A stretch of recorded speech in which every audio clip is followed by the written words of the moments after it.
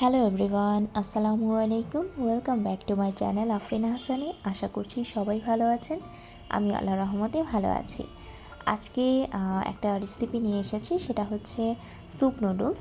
এই শীতে স্যুপটা অনেক ভালো লাগে, আর সেটা যদি নুডলস দিয়ে করা যায় আরও বেশি ভালো লাগে। তো এখানে স্যুপ নুডলসের জন্য যেসব উপকরণগুলো নিয়েছি সেগুলো হচ্ছে 1 প্যাকেট নুডলস, ডিম, লেবু, গোলমরিচের গুঁড়ো, কর্নফ্লাওয়ার, সয়া সস আর চিলি সস। তো এই সব কিছু দিয়ে কীভাবে স্যুপ নুডলসটা বানাবো চলুন তাহলে দেখে নেওয়া যাক। আর এই রেসিপিটা খুবই সহজ আর অনেক টেস্টিও। তো এখানে পানি বসিয়ে দিয়েছি, আর লবণ, লাল মরিচের গুঁড়ো,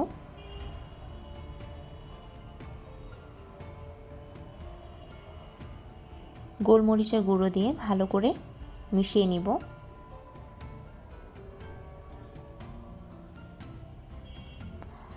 তারপর যেই নুডলসটা নিয়েছিলাম 1 প্যাকেট সেটা দিয়ে দিলাম।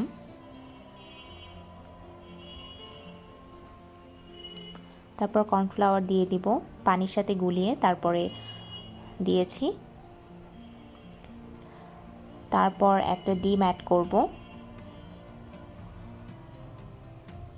ট্রাস্ট মি, এই রেসিপিটা আসলেই খুব মজা, আপনারা অবশ্যই ট্রাই করে দেখবেন।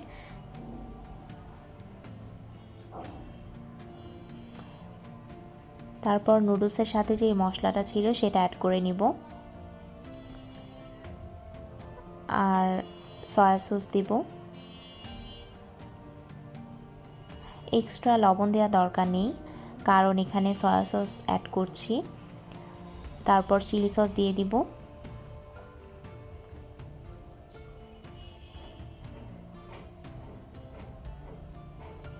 ভালো করে মিশিয়ে নিব সব কিছু।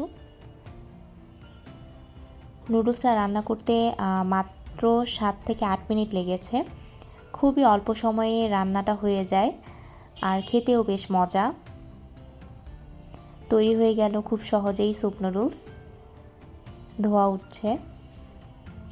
এখন আমি লেবু অ্যাড করে খাবো। লেবু দেওয়াতে স্বাদটা আরও বেশি বেড়ে যায়।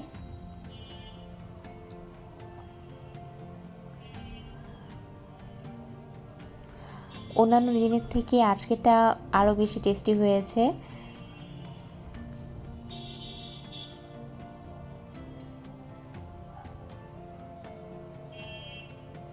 খুবই মজা।